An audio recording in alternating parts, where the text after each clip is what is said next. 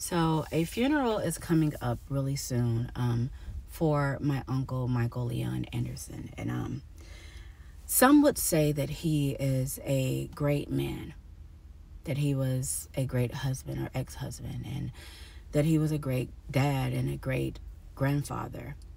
A lot of people would like to say all of these things, and I know the eulogy is going to say all of these great things about him.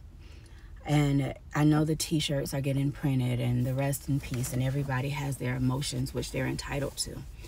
And everyone knows him to be this loving man with green eyes and just the life of the party. Everybody knows him to be Uncle Mike. I know him in a different capacity. As I talk about this, I think about a conversation that he had with my then 12, almost 13-year-old self. He did 27 years in prison and at Tomoka Smokes prison, I believe, outside of Daytona. And he said to me when we used to go visit him, he said to me when he got out that he always thought I was so beautiful and that he was always attracted to me since I was little. Mind you, I'm 12, and we've been going since I was a little infant. I've been going since I was an infant in his arms. Many pictures would show me as an infant and him holding me. He said that he always wanted to take me in the bathroom, and he wanted to do things to me because I was so attractive. It's crazy because I was a child. In some pictures, I was an infant, but I was a child, and he had these feelings for a child, an infant. So he was confessing his undying love to me as a 12-year-old and 13-year-old, and he was like grooming me. But I didn't know, I just know that my uncle loved me so much, and I've always wanted to be around my uncle. One, because I didn't really have a dad at all, and he was the next best thing to it because I would see him all the time, especially during the summer. It was this one time in particular, he wrote a book about cowboys and Indians, and he wanted me to read it to him. And no one was home, so he came and got me, and I went to my aunt's house. And he asked me to lay down and read it to him. So I was laying down on the sofa, and I was reading the book, laying down like this. And he came up, and then he slid his fingers inside me. And I didn't understand. I didn't understand what was happening. And then he was telling me how much he's always loved me and how I'm a good girl. I'll never forget that moment because I was stuck and I was shocked, and I've never seen anything like that in my life. And I was like, okay.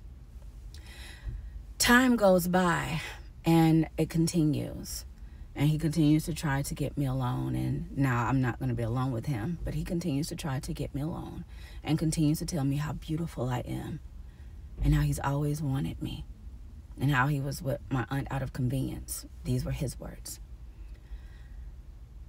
We're going to fast forward to one day I'm getting out of school, and he's outside the school. I'm like, that's crazy because he's supposed to be in Daytona, but okay, cool. He's in Gainesville. So he's like, oh, your aunt's here at the hotel. I'm like, oh, I didn't know they were coming. Oh, okay, cool. So I get in the car with him, and this is probably one of the darkest days of my life. I get in the car with him, and we get to the Econo Lodge on 13th Street here. And we get up to the second floor, and he gets in this room. And I can tell you the room right now, exactly where it was and what happened when you opened the door. There was a chair here, the bed was there, and there was like a little lamp over there and a little dresser. And he had the lights down low, and I didn't understand what was happening. This is the first time that I've ever saw a male genitalia, like fully. This is the first time I've ever saw a condom. This is the first time I've ever had any kind of oral anything done to me.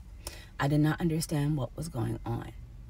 All I know is I was trapped in a room with a man that has been watching me since I was an infant, who's been telling me that he loved me since I was an infant.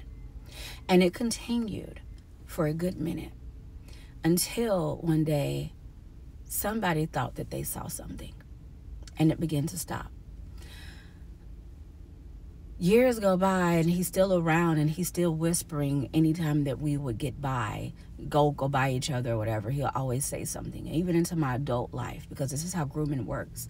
Anytime that I would come by, he would make sure he runs over and tells everybody how I'm his favorite niece and he loves me and I'm so beautiful, as he's trying to whisper more things in my ear. Finally, I grow up fully, and I decide to tell my story. Sometimes you hear, what took you so long? Well, part of me was still that scared little girl that didn't understand what was happening. But as I stand here now, almost 40 years old, I understand that none of this was ever my fault. None of it. And as everybody mourns this man, this stellar man who believes in God and who's the first one in church on Sunday, as is many church members, everyone's going to stand on his side, and no one will ever take my side, and I'm okay because I have God on my side. But everybody's going to cry these tears and say they wish they had more time with him. And everyone's going to say that he was baptized, so he's saved and he's going to heaven. And everyone's going to say, well, why are you still upset about it? Why didn't you just get over it? Why are you making videos about it? Why are you still talking about him? Because no one spoke up for that little girl. And I'm pretty sure that it's more little girls and little boys that don't have anyone to stick up for them.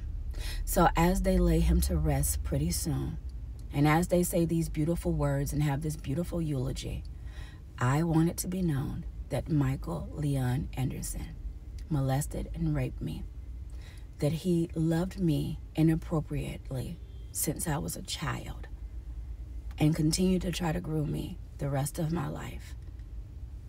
And he wasn't this stellar granddad, dad, uncle, husband, cousin, brother that everyone says. And I will continue to tell my story to the day I die, because no one will shut me up. And I will be a voice for the ones that were just like me. That's all.